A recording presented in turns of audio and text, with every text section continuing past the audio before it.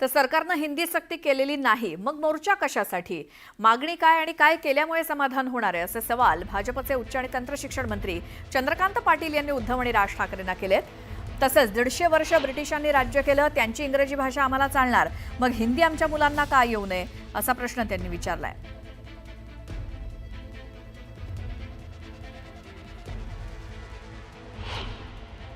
मराठी भाषा प्रथम भाषा आणि मराठी भाषा सक्तीची भाषा. ज्यांना वाटतं की मी मराठी भाषा घेणार नाही त्यांना ती घ्यावीच लागेल. आता दुसरी भाषा इंग्लिश चालणार.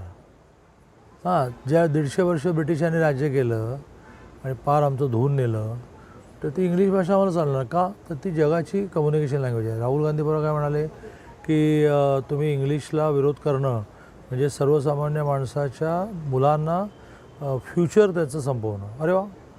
मग हिंदीच्या बाबतीतसुद्धा हाच मुद्दा आहे की देशामध्ये बहुतांश राज्य ही हिंदी भाषिक आहेत.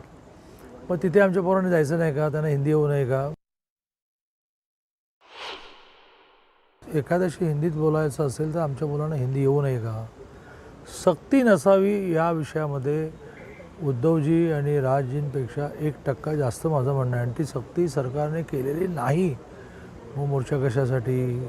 मागणी नेमकी काय आहे? मोर्चानंतर काय झालं की समाधान होणार आहे? हे मी तसा लहान माणूस आहे त्यामुळे मला काय अजून कळलेलं नाही.